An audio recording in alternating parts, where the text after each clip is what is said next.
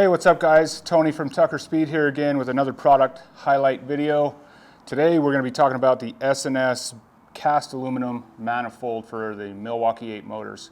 But first, remember to subscribe, like this video, and please leave us a comment below. Hit us with questions on this product, maybe some ideas for other products that you need info on, questions or anything like that. It just helps us keep growing this channel, make it better, get more information out there for you guys and stay engaged. So please, subscribe, leave us some feedback. So let's talk about this S&S manifold. The stock manifold on the Milwaukee 8 motors is plastic.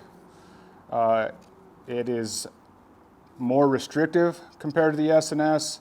But one of the main things I'm starting to see with these, as I'm starting to see Milwaukee 8s with higher miles, or even just, big bores running high heat issues, is these things just start to lose seal here at the flange where the manifold meets the head.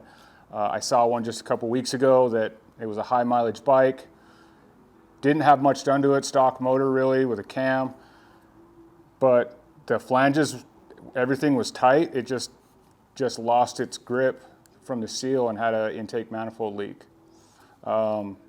So one of the reasons you're going to want to swap this out for the cast aluminum version. The other issue is that the S&S is a larger diameter, allows more flow, so it's definitely a must-have if you're doing a big bore cam combo.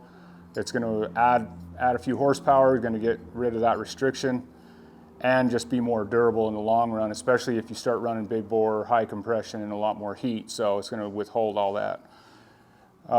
It comes, just as you see it, comes with a new seal for the between the manifold and the throttle body.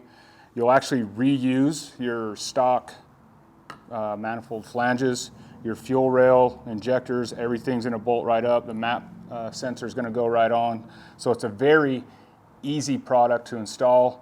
And it's a must-have if you have the top end off for any reason.